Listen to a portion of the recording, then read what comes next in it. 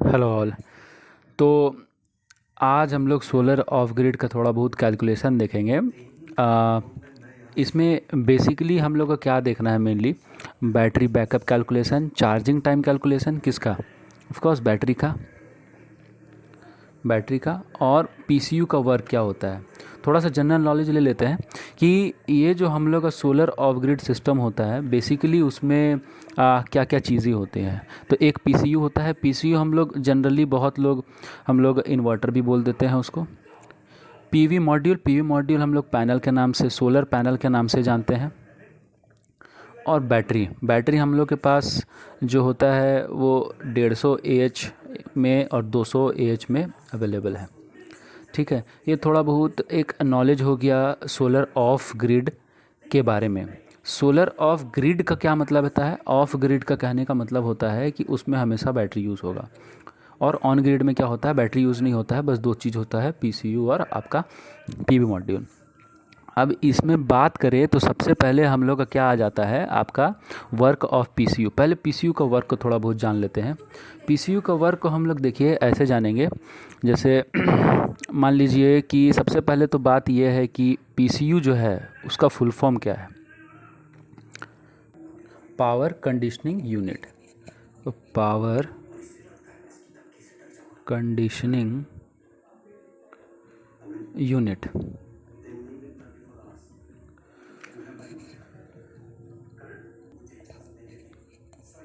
अब पीसीयू जो होता है, पीसीयू इज़ नथिंग बट, मान के चलिए कि जैसे कोई ह्यूमन बॉडी होता है तो ह्यूमन बॉडी का हार्ट होता है, तो समझ लीजिए कि ये जो है सोलर ऑफ ग्रिड का क्या है, ये भी एक हार्ट है। Heart, it is just like a heart. दिल होता है ये।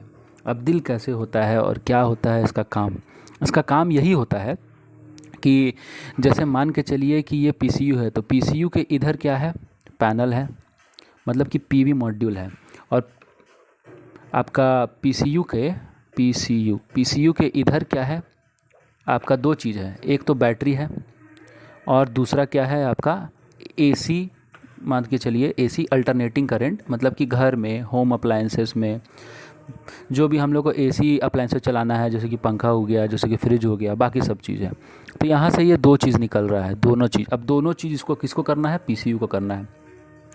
अब बात समझिए थोड़ा सा ध्यान से कि पैनल मान के चलिए कि कितना का होता है, 24 वोल्ट का होता है। ये मैक्सिमम वोल्टेज देता है 34 वोल्ट तक, कभी कभी डिपेंड करता है अलग अलग पैनल पे। तो मान के चलते हैं कि एग्जांपल लेते हैं कि पैनल जो दे रहा है वो 24 वोल्ट दे रहा है। ठीक है, पैनल क्या दे रहा है, 24 वोल्ट दे रहा है। किसको, पीसीयू को। सबसे पहली बात आती है कि बैटरी को पीसीयू क्यों देगा करंट इसलिए देगा ताकि बैटरी जो है चार्ज हो पाए। और ये जो पीसीयू है ये एसी होम में क्यों भेजेगा, ताकि घर में पंखा फ्रिज ये सब चल पाए। ठीक है, तो कहने का मतलब है इसको चार्ज करना है, तो बैटरी में अब एसी करंट तो आप डाल नहीं सकते हैं, तो बैटरी में जाता है डीसी का डीसी करंट। तो कहने का मतलब है कि पैनल से 24 वोल्ट में आया है और बैटरी को ऑपरेट हम लोग करते हैं 12 वोल्ट में, तो ये 24 को 12 वोल्ट बना के इसको देता है पीसीयू। ठीक है, 12 वोल्ट इधर आ गया और जितना करंट देना होगा, जैसे कि 10 एम्पियर हो गया, 12 एम्पियर हो गया, 14-13 एम्पियर तक जाता है इसमें। तो उस हिसाब से फिर इसका चार्जिंग टाइम हम लोग कैलकुलेट करेंगे। हम जैसे कि शुरू में बताए थे कि हम लोग चार्जिंग टाइम भी कैलकुलेशन सीखेंगे, कैसे चार्जिंग टाइम होता है। अभी बस ये समझ जाइए कि चार्जिंग कैसे होता है बैटरी। तो पीसीयू से करंट आता है, बैटरी चार्ज होता है। अब यहाँ से एसी करंट निकला, तो एसी कौन किया, तो पीसीयू का दो भाग है, एक डीसी से डीसी कन्वर्ट किया और एक डीसी टू एसी भी कन्वर्ट करके दिया। कितना, तो मान के चलिए कि अगर 24 वोल्ट डीसी है ये, तो 24 वोल्ट डीसी को ये कितना बना रहा है, 230 वोल्ट एसी बना रहा है, तब जाके हम लोग घर का अप्लाइंसेस चल पा रहा है। तो this is all about power conditioning unit, मतलब पावर कंट्रोलिंग यूनिट, मतलब एक ऐसा यूनिट जो पूरे के पूरे प्रोसेस को कंट्रोल करके रखता है, जैसे कि हम लोग का हार्ट। ठीक है, अब आइए, अब जानते हैं, मान के चलिए कि आपके पास तीन चीज़ है, क्या है, पीवी है, पीवी मॉड्यूल है, बैटरी है, और एक क्या है आपके पास, पीसीयू है। अब देखिए, अब जो पीवी मॉड्यूल है, कभी भी आपने ध्यान दिया होगा, गौर किया होगा कि वो हमेशा डब्ल्यूपी में मेज़र होता है। कहने का मतलब है कि पावर में मेज़र होता है, कहने का मतलब है कि वाट में मेज़र होता है, क्योंकि वाट जो होता है वो पावर का जो है ऐसा यूनिट होता है। बात समझ में आया? तो पावर का ऐसा यूनिट जो होता है वाट होता है, इसलिए पीवी मॉड्यूल जो है हम लोग हमेशा वाट में मेज़र करते हैं, हमेशा वाट में मेज़र करते हैं। क्यों? क्योंकि पीवी मॉड्यूल है क्या, एक तरह का पावर जनरेटिंग डिवाइस है जो कि सोलर एनर्जी को कंज्यूम करके एनर्जी, ध्यान रखिएगा, एनर्जी कभी भी वोल्टेज या फिर एम्पियर में कन्वर्ट नहीं होता है। वोल्टेज हमेशा, एनर्जी हमेशा एक फॉर्म से दूसरे फॉर्म में ट्रांसफॉर्म होता है। तो यहाँ पर एनर्जी क्या है? Solar energy is get converted into electrical energy. और इलेक्ट्रिकल एनर्जी में जब हम लोग टाइम को माइनस कर लें, यहाँ पर टाइम को हटा दीजिएगा, तो यही चीज़ जो है वो वाट में कन्वर्ट हो जाता है। बात समझ में आया? तो ये वाट में कन्वर्ट हो गया, मतलब कि ये पावर में कन्वर्ट हो गया। अब पावर का फॉर्मूला क्या होता है? तो पावर इज इक्वल टू होता है वोल्टेज इंटू एम्पियर, मतलब वोल्टेज इंटू करंट। तो ये क्या हो गया? V इंटू ए, लेकिन ये तो वोल्ट एम्पियर हो गया, तो इसमें एक और चीज़ आता है कॉस, दिख नहीं रहा होगा आप लोग को, तो दिखा दो थोड़ा सा, कॉस फाई। तो इसको बोलते हैं एक कॉस फैक्टर, जो इसमें काम नहीं पड़ता है अभी। जैसे मान के चलिए कि एक पावर जब भी लेते हैं तो volt into ampere into cos factor. तो कॉस फैक्टर बेसिकली 0 से लेकर 1 तक वैरी करता है, और मेनली 0.6 रहता है, 0.8 रहता है। तो उस हिसाब से फिर पावर जो होता है इफेक्ट करता है। ये नहीं कि कॉस फाई हटा दिए तो वोल्ट एम्पियर हो गया, नहीं, वोल्ट एम्पियर नहीं होता, volt into ampere into cos phi. हालांकि कॉस फाई का कोई अदर आपका मतलब कि ऐसा यूनिट होता नहीं है, इसलिए ये पावर का फॉर्मूला वोल्ट एम्पियर भी होता है, लेकिन उसका जनरली वोल्ट एम्पियर से मिसमैच ना कर जाए, इसलिए हम लोग को वाट में रखते हैं। अब ये मिसमैच क्यों बोला मैंने? मिसमैच इसलिए बोला क्योंकि अब हम लोग आते हैं आपका पीसीयू में। तो पीसीयू जितना हो गया, जो पावर को एक्यूमुलेट करता है और उसको हैंडल करता है, उसको कंट्रोल करता है, उसको क्या बोलते हैं? पावर कंट्रोलिंग या फिर कंडीशनिंग यूनिट। एक ऐसा यूनिट जो पावर को कंट्रोल या फिर कंडीशन करता है। तो इसका क्या हो गया ऐसा यूनिट? तो इसका ऐसा यूनिट क्या हो गया? इसका ऐसा यूनिट हो गया वोल्ट एम्पियर। जब ये बहुत ज़्यादा होता है, जैसे कि हम लोग कोई भी सोलर ऑफ ग्रिड या फिर ऑन ग्रिड इन्वर्टर सेल करते हैं या फिर परचेस करते हैं, तो हमेशा किलो में मेज़र होता है। क्योंकि अब 1 वोल्ट एम्पियर या 2 वोल्ट एम्पियर का तो कोई इन्वर्टर बनाएगा नहीं, जाहिर सी बात है कि कम से कम 1000 वोल्ट एम्पियर का बनाएगा। तो सीधा सीधी 1 kVA बोल देते हैं। 1 K का मतलब 1000 वोल्ट एम्पियर। तो वोल्ट एम्पियर में हमेशा मेजर होता है कोई भी ऐसा डिवाइस जो कि पावर को एक्यूमुलेट करके उसको कंट्रोल करता है। जैसे ये हो गया पीसीयू। जैसे और क्या हो गया, आप देखे होंगे हम लोग के गोडाउन में एक आपका जनरेटर रखा हुआ है, वो भी देखे होंगे कि उसमें भी कुछ VA टाइप से लिखा हुआ रहेगा। कल आप ये वीडियो जो भी देख रहे हैं, जब भी देख रहे हैं, ये वीडियो देखने के बाद ज़रूर उसमें देखिएगा कि वो कितने KVA का है।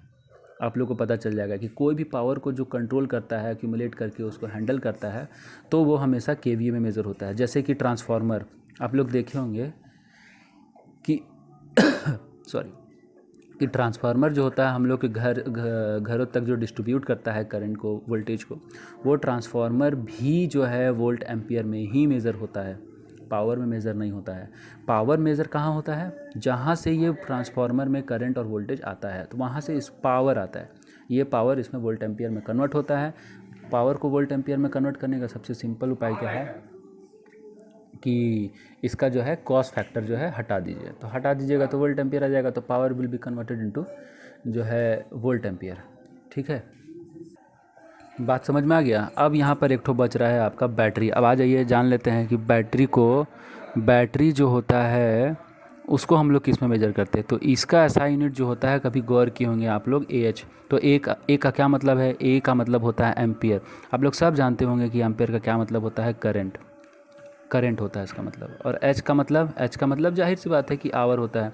और आर का मतलब क्या होता है? टाइम। कहने का मतलब करंट इनटू टाइम। एम्पियर का मतलब करंट, तो करंट इनटू टाइम हो गया। तो बैटरी का ऐसा यूनिट क्या हो गया? AH। क्या हो गया? AH, current into time. अब हम लोग जान लेते हैं, हम लोग क्या देखे थे यहाँ पर? 3 चीज़ें कहते हैं कि battery backup calculation, charging time calculation और वर्क ऑफ पीसीयू तो हम बता दिए हैं।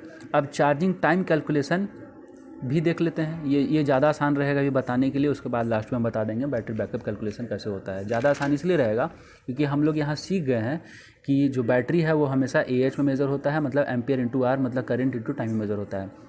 तो जाहिर सी बात है कि इसमें हम लोग अगर टाइम को किसी तरह से हटा दें, तो सॉरी करंट को हम लोग किसी तरह से हटा दें तो बचता है टाइम, मतलब आवर, मतलब कि कितना घंटा हम लोग को चार्ज करना पड़ेगा। तो कहने का मतलब है, मान लीजिए कि कोई बैटरी है, मान के चलते हैं हम लोग 150 एच का, लेट एग्जांपल ले लेते हैं कि 150 एच का बैटरी है।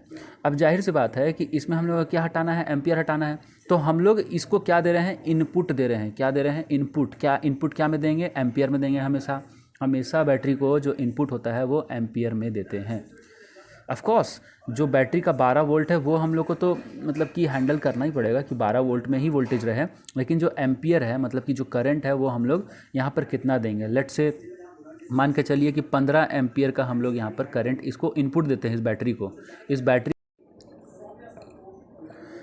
तो 12 वोल्ट का और 15 एम्पियर का हम लोग इसमें जो है वोल्टेज और करंट दिए। तो 15 एम्पियर का करंट दिए तो ए और ए कट गया, और 15 से 10 बार में 150 कट गया, तो क्या बचा 10 और आवर। ये कहने का मतलब है कि 10 घंटा में जो है क्या हो जाएगा, चार्ज हो जाएगा। ये एग्जांपल था। 200 का ले लेते हैं, 200 एच का ले लेते हैं। मान के चलिए कि इस बैटरी में हम लोग इनपुट दिए 12 वोल्ट, तो देना ही पड़ेगा, कंपलसरी है। इसमें मान के चलिए देते हैं 10 एम्पियर का, तो 10 एम्पियर एम्पियर कट गया, 0 0 कटा, मतलब कि 20 घंटा में चार्ज होगा ये भाई। 20 घंटा में ये चार्ज हो जाएगा। समझ में आ गया। तो चार्जिंग कैसे होता है, चार्जिंग का कैलकुलेशन कैसे होता है, ये समझ में आ गया आप लोग को। तो चार्जिंग टाइम कैलकुलेशन हो गया। पीसीयू वर्क कैसे करता है ये समझ में आ गया। क्यों कहने का मतलब है कि यहाँ 24 वोल्ट से मतलब कि बैटरी को 12 वोल्ट कैसे मिला, तो पीसीयू से मिला। अच्छा, डीसी से एसी कौन दिया, तो पीसीयू दिया। कैसे दिया समझ में आ गया। अब लास्ट वाला जो बचता है, जो बहुत मेन है, वो जो है आपका क्या है, बैटरी बैकअप कैलकुलेशन। तो आइए इसको भी कर लेते हैं। तो बैटरी बैकअप कैलकुलेशन का एक सिंपल सा छोटा सा एक तो फॉर्मूला है। फॉर्मूला ये है कि AH is equal to input voltage, AH is equal to input voltage into, sorry यहाँ पर आवर हो जाएगा, hour is equal to AH into input voltage divided by power consumed. अब जैसे कि मान के चलिए बैकअप किस में निकालिएगा, जाहिर सी बात है कि टाइम में निकालिएगा, आवर में निकालिएगा। अब मान के चलते हैं कि 3 किलोवाट का हम लोग का एक एग्जांपल ले रहे हैं, एग्जांपल क्वेश्चन ले रहे हैं। 3 किलोवाट का कोई कस्टमर हम लोग को बोल रहा है कि 3 किलोवाट का हमको बताओ। तो आपके पास जो इन्वर्टर है, इन्वर्टर जान लीजिए, कभी भी इन्वर्टर रहेगा तो WEP के बगल में उसका कहने का मतलब है, जैसे कि 3 किलोवाट का है तो 3 किलोवाट के इन्वर्टर के लिए यहाँ पर 33,000 लिखा रहेगा, या फिर मतलब कि 3,000 के ऊपर नीचे कुछ भी हो सकता है। जैसा इन्वर्टर रहेगा, जैसा रेंज रहेगा, जैसा कॉस्टिंग रहेगा, मान के चलिए कि हम लोग इतना लेके चलते हैं। और ये जो है 48 वोल्ट में मान के चलिए कि काम करता है।